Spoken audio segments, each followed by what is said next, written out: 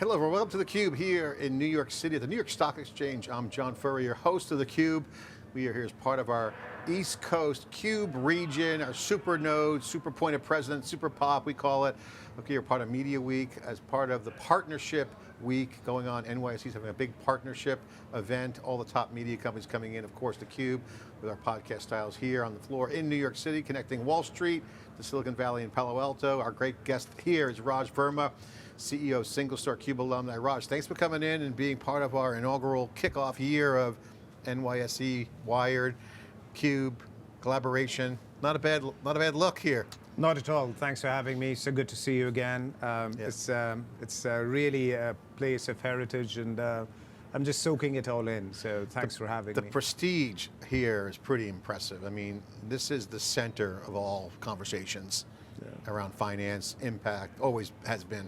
Now with digital completely scaling, this is a place that's home to a lot of the hottest IPOs, and now it's got all the requirements for other companies to get in, so it's not like it used to be, like the NASDAQ used to get all the IPOs because anyone could list there. Here's a little bit more structured. NYSE's got prestige. I guess my first question is, when are you going to go public?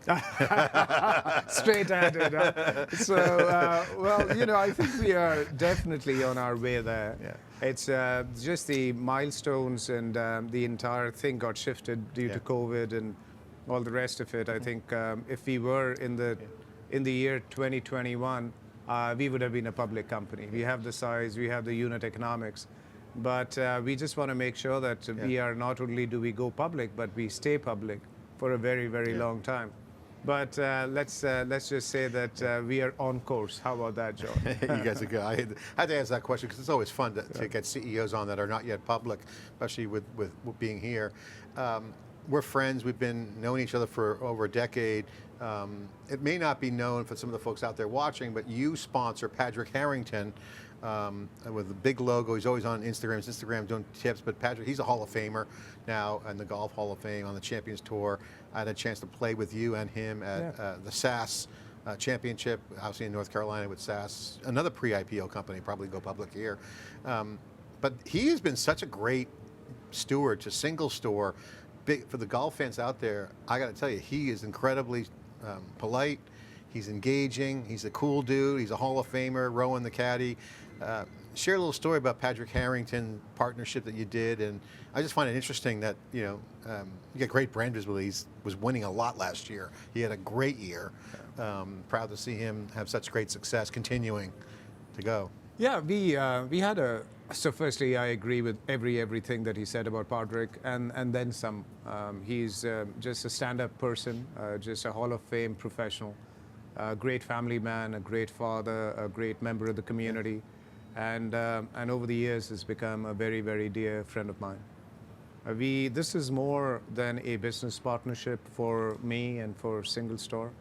When I was in the process of identifying who should be the ambassador for SingleStore, we just had a persona in mind who is a persona that works with the community, for the community, really wants to up the level of golf worldwide, and that's why he does these, awesome testimonials, not testimonials, tutorials.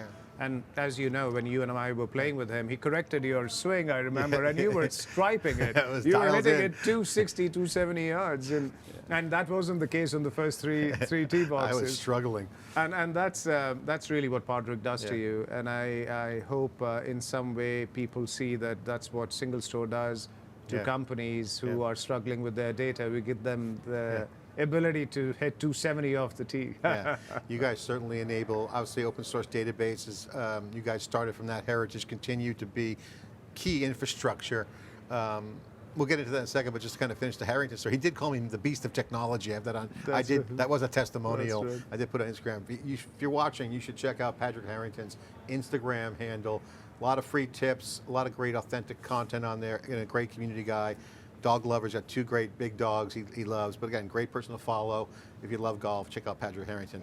Okay, so, had to get that plug in. Shout out to Padraig, great guy. And thanks to you for inviting me to hang out with you guys on the Pro-Ams. Let's get into more of the CEO kind of conversation, because you just came back from Davos. You guys are at the center of this, what we call AI infrastructure boom. This is what's happening. People are trying to figure out what their data is going to look like. Certainly everyone wants the fastest chips. That's going crazy. You got NVIDIA, you got Broadcom, you got AWS, you got Azure, Google Cloud, and others, even Oracle, OpenAI. They're all building as much data center and new kinds of systems that actually going to scale up and basically be supercomputing. We've been covering it extensively here in the NYSE as well as in Palo Alto and on the events. Okay, great. Everyone kind of sees that NVIDIA stock as proxy for that. So here, Wall Street, we hear the trades all the time on the floor. NVIDIA, put, buy, all things happening. But at the end of the day, like any wave with this computer industry, you got to run software on it, right? So this is where you come in. You guys run a lot of database software and a lot of the glue around it. This is going to be this is the next discussion point, because now that the hardware, chips and systems are built, the next layer that's going to be fully talked about and standardized is how do you scale AI with all the databases? There's tons of data. This is where you play. Unpack one, what's going on in this new wave, the shift, and how does the role of the database and SingleStore fit into all that? Sure. I do think that it is an unprecedented wave, so I'm not telling you anything new. We haven't seen anything like this in the history of civilization. These sort of productivity gains that we have already seen in the last 18 months. I was talking to IBM, and we were talking about this earlier as well at first, Madison. They seem, on their investor day, claimed that they had saved $3.5 billion in productivity gains in the last 12 to 18 months, and investing, if not all, but a large part of it back into innovation, et cetera. And they're not the exception. There are basically a lot of other companies who are following suit. The real premise of where we come into this entire AI conversation, John, is the fact that there is consumer AI, so OpenAI and ChatGPT that my kids use, or our friends use and the common person uses, is one thing, which is akin to Google search, right? Yeah. So yeah, consumer search is fantastic. But what about enterprise search, where you do not want your data to be leaked into the larger, sort of ether, right? And I do think that organizations using the consumer version of whether it's ChatGPT or whether it's Llama or whatever else is utterly useless unless you can provide that LLM with your organizational, corporate, governance, compliance templates, right? And that entire motion known as RAG, right, is something that allows your own corporate data to then go augment, if not train, the LLMs to have more of your organizational context. That's where SingleStore or databases like ours come into play. As you know, the database market, whatever, $120 to $150 billion has existed for 60 years. What's happened now is there was no urgency for corporate or corporations to modernize their database. So they were like, look, it works, why screw with it, right? Now, with AI, if you do not have green data estates versus the brown data estates, if I was to take the analogy from commercial real estate, you've got to modernize your data estates so that you can provide the context of your organization, what's acceptable, what is not, what is governance, what is the compliance regulations, to the general purpose LLM, and make it more contextual to what is available. And that's where we are seeing a huge uptake in our database market and revenues, et cetera. The other aspect I'll quickly touch upon, John, we are at the infancy of AI. We are seeing a little bit of sort of chat applications and bots and all the rest of it, and it's interesting, right? And we do a lot of that. The one that I am particularly interested about is the agentic tech, right? Because agents are just going to be game-changing for not only the economy, but the software industry. Because one thing that surprised me about AI, if you had asked me this time last year, if I thought that AI will have as much of a disruption to skilled labor, I'm talking about software development, I would have said no. I thought it was going to automate manual tasks more than it would software development, But we were in Davos, like you said, and Thomas Kurian, we were having a chat, and he said that 25, it's public knowledge, 25% of all software developed by Google is developed by AI. Imagine this. Yeah. 25% of all software that Great Google labor develops. savings right there. Labor saving. And shifting the other workers to other tasks. Yes. And you got to understand, unlike us, I mean, you are infatigable, I know, but like me, agent is infatigable. You know, you do not have any fatigue. So it's not as if someone writes a better set of code between 9 and 1 p.m. and then after that the productivity declines, right? So agents, when you set them on, they can run for years, decades, right? So this agent... Assuming no hallucinations. Well, correct. I mean, they could be no fatigue, but they could be high. They could be, you know, not high as reference to the drug, but you know, hallucinations, not getting it. This is a huge security concern. Again, you mentioned RAG, good use case. This is where the data matters, because hallucinations happen when there's not enough data, or the training was using data that wasn't appropriate. So again, to your point, I'm kind of making a joke of the hallucinations, but the point is that yes, agents will be doing operating tasks, but domain-specific knowledge, who trains the agents? Now again, I agree with you on the agents, but the question now is, okay, agents are going to happen. There's a lot of hype with agents. I see it, we pipe it up all the time. I truly believe agents will happen, period, full stop. Now, what's the order of operations? Okay, infrastructure is being worked on, but this data layer where you play in the database, that will feed what enables agentic infrastructure and ultimately software agents, whether it's building software code or doing tasks, check my calendar, remind me what's going on, whatever it is. Correct. That's going to be the domain workflow. Correct. Okay, so let's not get ahead of ourselves. So, okay, now connect those two dots, because right now they're going to solve the hallucination problem, which is what's the nutrients in the data, so to speak. Yeah, nurturing the data. You got to have the right data to be reliable. Yeah, so I think there's no dearth of data. I think the data issue and hallucination issues, I mean, come to think of it, how many times have humans made a bad judgment? Right, so people do not, they are a lot tougher when the machine hallucinates versus when humans hallucinate of sorts, right? Yeah. There have been, and history is riddled with the fact of humans hallucinating as well on business decisions, right? But it doesn't capture that much of media as much as it does when it's data. And by the way, if you see the sort of examples of hallucinations initially to what is happening now, it's dropping like a lead balloon. So we are getting really, really good about that.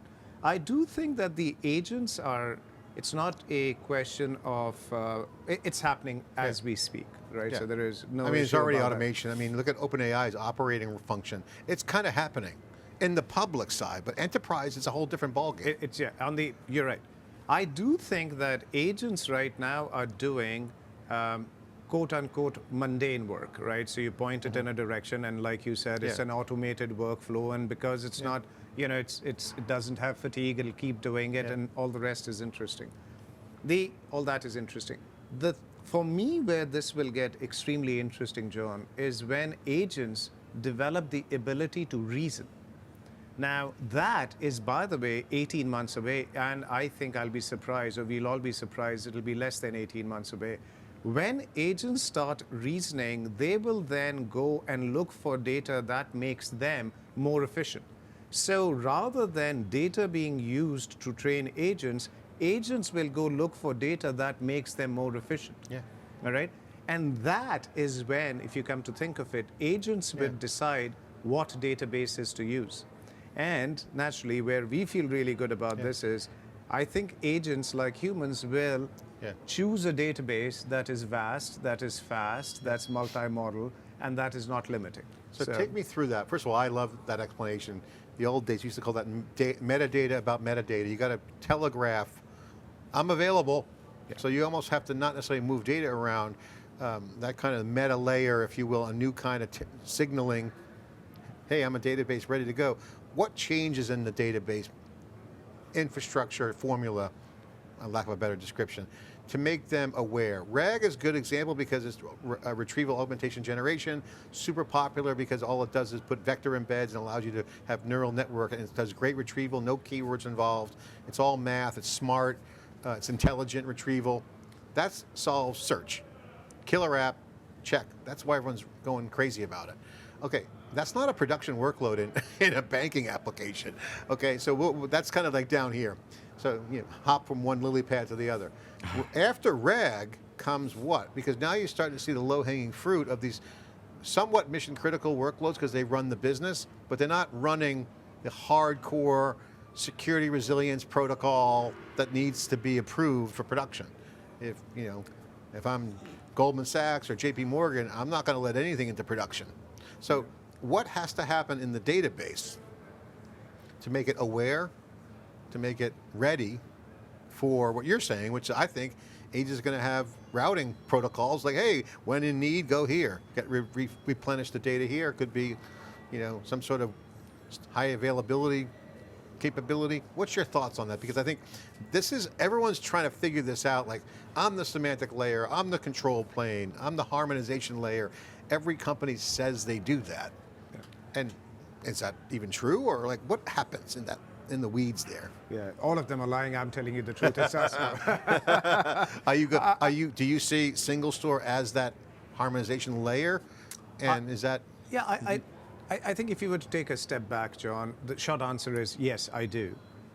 However, there is a explanation required for that. First, I would say that the perceived limitations of AI, one of the notions is that they are a lot more durable than they genuinely are, right? I mean, if you saw the difference between ChatGPT 3.5 to 4.0, it was just chalk and cheese. I mean, the advancements were just surreal.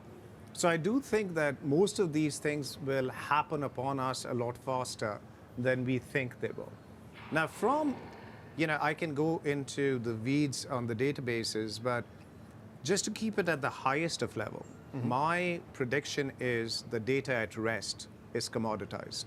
So whether it is, a data warehouse or a single lake or a delta lake or an iceberg or what have you, the fact of open table formats has made this into a commodity, right? So the data at rest and hoarding of data is no longer a competitive advantage for an organization. So let's establish that, right? And by the way, I think the world of Snowflake and Databricks, I think those two have executed phenomenally great technologies. However, if they do not build upon their data and rest capabilities, then after a while, it's not going to be that differentiated. What we say is that the query layer on top of your data at rest, the data warehouses really, which combines the data in motion with the data at rest, is that layer which will ultimately prevail in this AI world of agents, of reasoning agents as well, all right? And that's where we start to feel fairly optimistic about our future, right? Would there be certain security protocols which will have to be tightened, certain governance requirements that would require? Yes, but those are low-hanging fruit. But overall, at the big picture, data at rest, data in motion, and the fast query layer. You do a lot of enterprise business with customers. That's the enterprise who aren't consumers, but they're consuming AI to roll it out. You mentioned RAG, which is one use case. Last year, the theme was that only about 1% of enterprises were using their data for their AI. 99% of the time, they're using public data. What's ChatGPT, all these new models. Are you seeing a shift, and can you comment either anecdotally or just kind of gut feeling, has that pendulum swung more towards the enterprise using their own data? Obviously, I think that has to be the case. That's my personal opinion. But the statistics weren't there because they weren't ready. So you saw only 1% adoption of training and reinforced learning of their own data. They're using public data, using the models to train their stuff or whatever.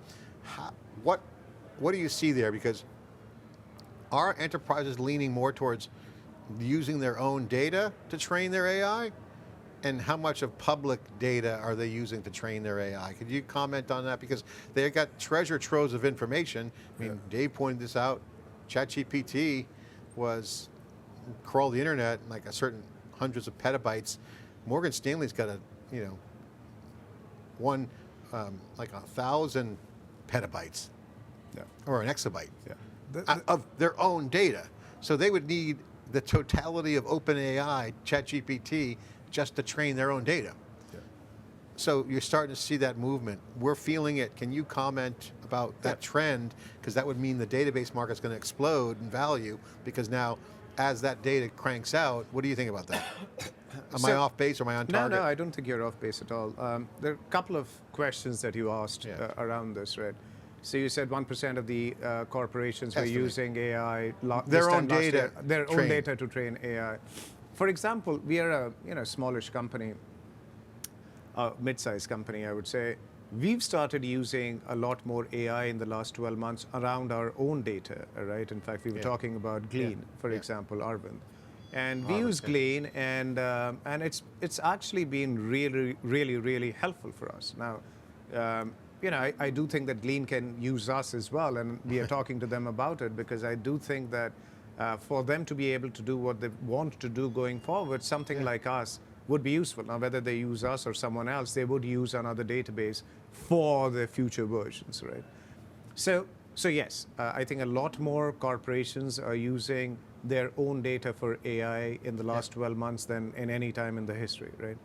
Now, the thing about, and I don't want to get specific about Morgan Stanley or Goldman or what have you, even though both of them are clients of ours, a lot of the data that is under their custodianship is because of compliance and governance reasons. Regulations. They're regulations. So they may or may not be helpful in training a model. Having my history for the last 30 years of how I have banked is mildly interesting, right? Like I ask in interview questions, if you work for 25 years, tell me the first 22 years in 2 minutes, and then spend 20 minutes in the last 3 years, right? Because that is the most relevant data. So yes, stats, recency matters. Recency matters like nothing else. So yes, even with that recency, I do think that there is going to be, to your point, enough data for it to be arduous. There's no doubt about it. And the older the company, or the more heritage the company has, the greater that aspect would be. However, I am one of those people who don't think that that is the limiting factor, because the compute is going to be so fast and so readily available. I actually think that the things to worry about are more energy, more what do you want to do with data? What is the inherent bias with data that is in your corporations? Those are more data governance issues, data quality, lineage, all the rest, which will get sorted over time, but that is outside the domain of databases. However, from a database alone perspective, I do feel that without having a speedy, at-scale, multi-model data layer, right, you have almost no chance of being able to do what you and I are talking about. And whether it's us or someone else, I think that is a given, that's what's going to happen. You've been a student of the industry. I'm not making that statement because you've been around for a while, like me. You've had a great career. I mean, TIBCO, I always brag about your role there, one of the most historic companies that no one knows about. That they were early web services, they connected systems together. We're kind of coming back to distributed computing again, Raj. I mean, this is like full circle moment for the first generation computer industry, because the concepts of computer science and distributed computing are all now in play. No one talks about on-prem versus public cloud in context to just different environments. It's all one thing. You're either in the public cloud or on-prem, but it's running cloud operations, edge. We had NRF, we covered retail, so we're seeing all that. So we are talking about system software that runs everything. And so the big companies, this is what's happening. Okay, this is your wheelhouse. Knowing that, as you look at the trends, that's going to be a tell sign for how the preferred future will look like from a software application. Okay, so assume low code, no code feeds the top of the stack. A lot more democratization, a tsunami of apps. I saw Trinity here at NYSE TV interviewing and a former NBA who's basically building his own app. So it's going to be a creator culture. It's going to be more democratization. But all the alpha and the code is going to move down the stack, and a new middle layer is going to emerge. I hate to use the word middle layer, but like a middle layer of innovation. What is your vision on that? Because I think you got all the same storage, networking, compute things, just doing different patterns. Patterns will emerge as durable paradigms. What's your vision?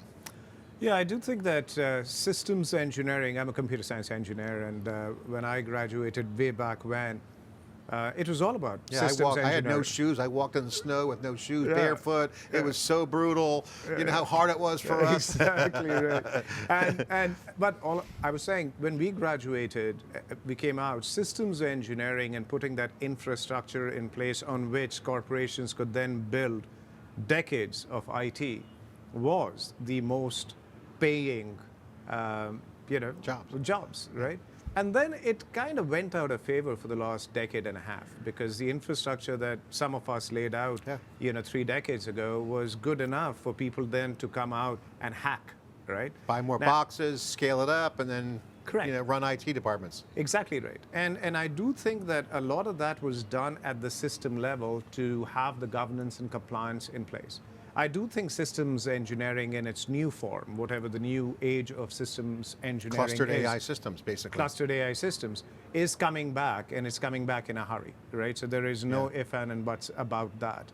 I do think that one area of the market that I'm personally the most excited about is that famous quote that Microsoft and Satya have made popular, the death of SaaS. Sure, it's an exaggeration, but the point is that if you were to take SaaS as a 3-layered cake, and you were going to say that bottom is the data layer, the middle is the business logic, and then is the UI.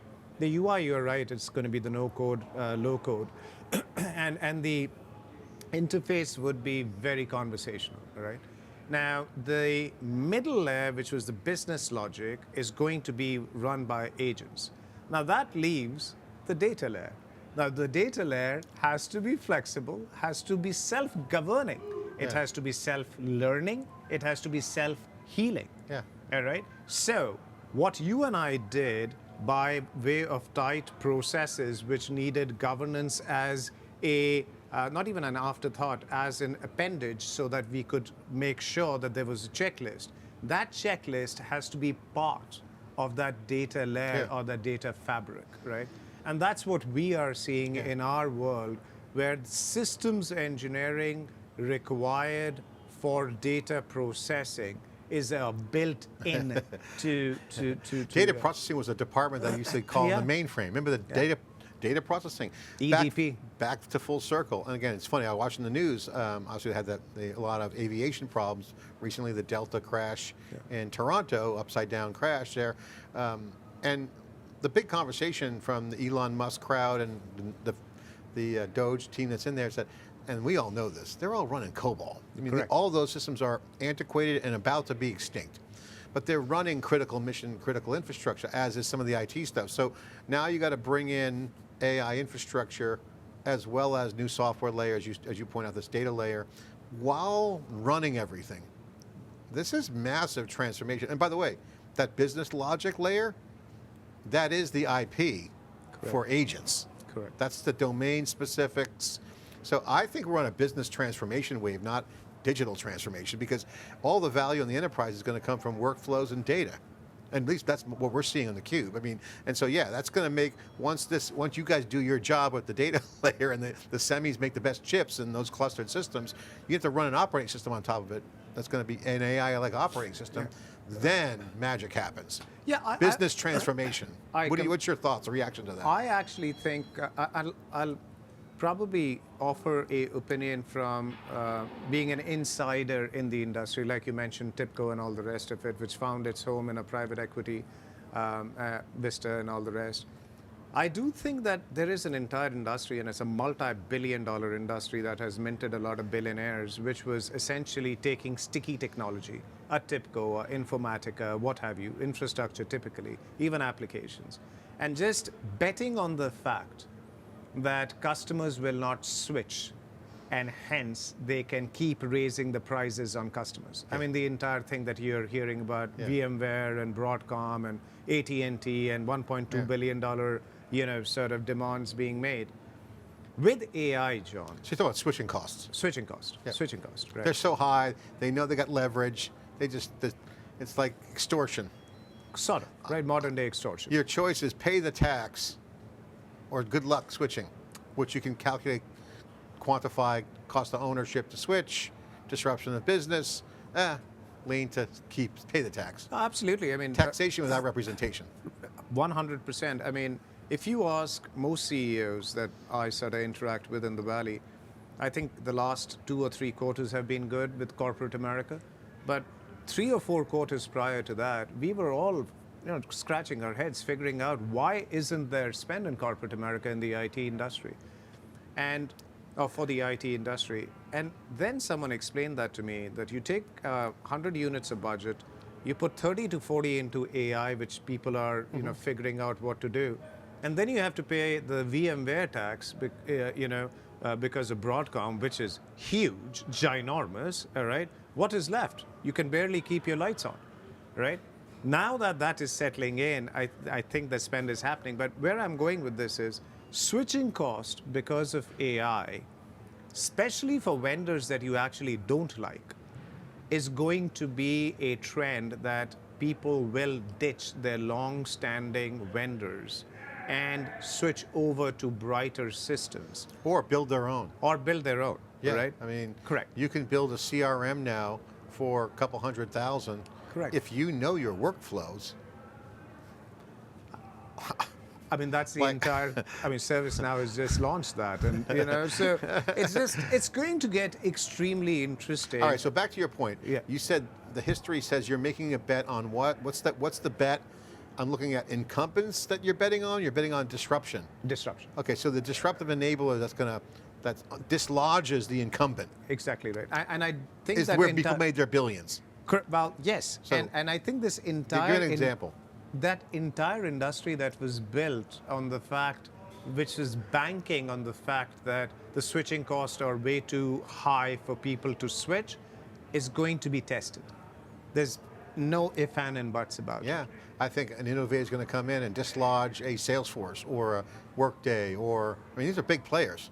I'm just picking them because they're big, but they may make systems that have a huge recurring tax.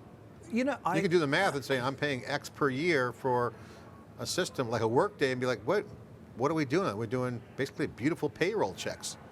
Like, Workday and CRM or Salesforce are second generation of software as well, but there are a lot. We were talking about IBM, for example. There are certain products which were written in the early 60s, which are still multi-billion-dollar value propositions for IBM. And I'm talking about software, right? Just because you aren't able to take them out, right? So I do think, and IBM is a great partner, but I'm using that more as an example.